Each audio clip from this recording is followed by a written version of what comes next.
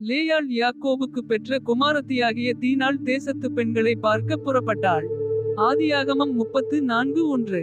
அவளை ஏவியனான ஏமோரின் குமாரனும் அத்தேசத்தின் பிரபுவுமாகிய சீகேம் என்பவன் கண்டு அவளை கொண்டு போய் அவளோடே சயனித்து அவளை தீட்டுப்படுத்தினான். ஆதியாகமம் 34:2. அவனுடைய மனம் யாக்கோபின் குமாரத்தியாகிய தீனாள் மேல் பற்றுதலாயிருந்தது.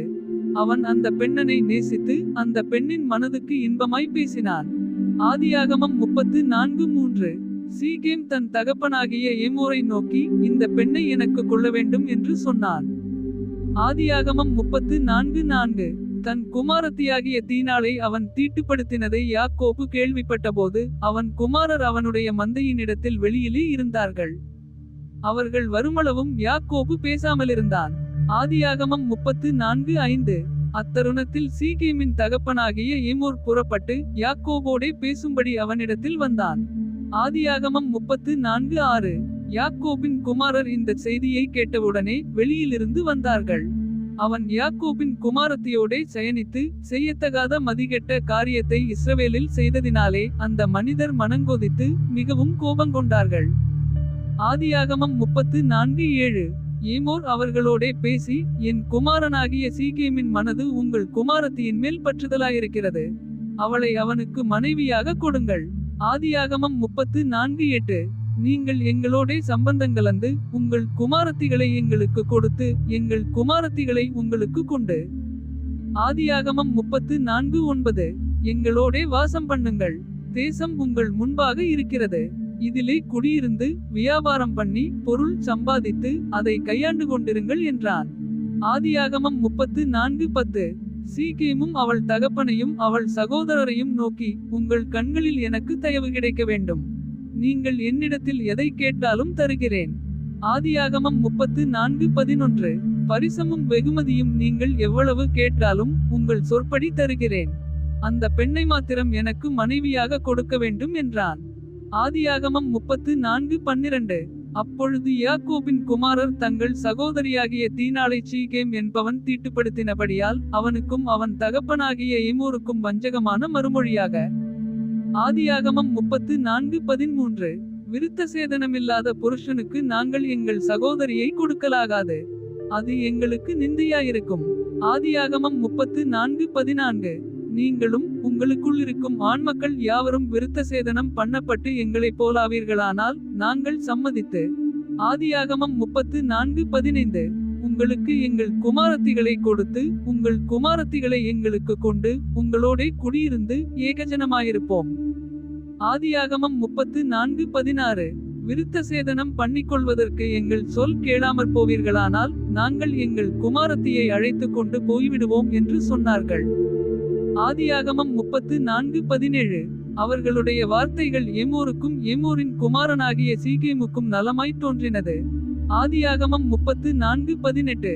அந்த வாலிபன் யாக்கோபுடைய குமாரத்தியின் மேல் பிரியம் வைத்திருந்தபடியால் அந்த காரியத்தை செய்ய அவன் தாமதம் பண்ணவில்லை. அவன் தன் தகப்பன் வீட்டார் அனைவருக்குள்ளும் மேன்மையுள்ளவனாயிருந்தான். ஆதியாகமம் 34:19. ஏமோரும் அவன் குமாரன் சீகேமும் தங்கள் பட்டணத்து வாசலில் வந்து தங்கள் பட்டணத்து மனிதரோடே பேசி. ஆதியாகமம் 34:20. இந்த மனிதர் நம்மோடே சமாதானமாயிருக்கிறார்கள். ஆகையால் அவர்கள் இந்த தேசத்தில் வாசம் பண்ணி இதிலே வியாபாரம் பண்ணட்டும். அவர்களும் வாசம் பண்ணுகிறதற்கு தேசம் விஸ்தாரமாயிருக்கிறது. அவர்களுடைய குமாரத்திகளை நமக்கு மனைவிகளாக கொண்டு நம்முடைய குமாரத்திகளை அவர்களுக்கு கொடுப்போம். ஆதியாகமம் 34:21. அந்த மனிதர் விருத்த சேதனம் பண்ணப்பட்டவர்களாயிருக்கிறது போல நம்மில் உள்ள ஆண்மக்கள் யாவரும் விருத்த சேதனம் பண்ணப்பட்டால் அவர்கள் ஏகஜனமாக நம்மோடே வாசம் பண்ண சம்மதிப்பார்கள். ஆதியாகமம் 34:22. அவர்களுடைய ஆடுமாடுகள் ஆஸ்திகள் மிருகஜீவன்கள் எல்லாம் நம்மை சேருமல்லவா? அவர்களுக்கு சம்மதிப்போமானால் அவர்கள் நம்முடனே வாசம் பண்ணுவார்கள் என்று சொன்னார்கள். ஆதியாகமம் 34:23. அப்பொழுது ஏமோரின் பட்டணத்து வாசலில் புறப்பட்டு வரும் அனைவரும் அவன் சொல்லையும் அவன் குமாரனாகிய சீகேமின் சொல்லையும் கேட்டு அவனுடைய பட்டணத்து வாசலில் புறப்பட்டு வரும் ஆண்மக்கள் யாவரும் விருத்த சேதனம் பண்ணப்பட்டார்கள். ஆதியாகமம் 34:24. மூன்றாம் நாளில் அவர்களுக்கு நோவெடுத்து கொண்டது. யாக்கோபின் குமாரரும் தீனாளின் சகோதரருமான சிமியோன் லேவி என்னும் இவ்விரண்டு பேரும் தந்தன் பட்டயத்தை எடுத்துக்கொண்டு துணிகரமாய் பட்டணத்தின் மேல் பாய்ந்து ஆண்மக்கள் யாவரையும் கொன்று போட்டார்கள். ஆதியாகமம் 34:25. ஏமோரையும் அவன் குமாரன் சீகேமையும் பட்டயக்கருக்காலே கொன்று சீகேமின் வீட்டிலிருந்த தீனாளை அழைத்து கொண்டு போய்விட்டார்கள். ஆதியாகமம் 34:26. மேலும் யாக்கோபின் குமாரர் வெட்டுண்டவர்களிடத்தில் வந்து தங்கள் சகோதரியை அவர்கள் தீட்டுப்படுத்தினதற்காக பட்டணத்தை கொள்ளையிட்டு. ஆதியாகமம் 34:27. அவர்களுடைய ஆடுமாடுகளையும் கழுதைகளையும் பட்டணத்திலும் வயல்வெளியிலும் இருந்தவைகள் யாவையும். ஆதியாகமம் 34:28. அவர்களுடைய எல்லா தட்டுமுட்டுகளையும் எடுத்துக்கொண்டு அவர்களுடைய எல்லா குழந்தைகளையும் ஸ்திரீகளையும் சிறைப்பிடித்து வீட்டிலிருந்த எல்லாவற்றையும் கொள்ளையிட்டார்கள். ஆதியாகமம் 34:29. அப்பொழுது யாக்கோபு சிமியோனையும் லேவியையும் பார்த்து, இந்த தேசத்தில் குடியிருக்கிற கானானியரிடத்திலும் பெரிசியரிடத்திலும் என் வாசனையை நீங்கள் கெடுத்ததினாலே என்னை கலங்க பண்ணினீர்கள். நான் கொஞ்ச ஜனமுள்ளவன். அவர்கள் எனக்கு விரோதமாய் கூட்டங்கூடி நானும் என் குடும்பமும் அழியும்படி என்னை வெட்டி போடுவார்களே என்றான்.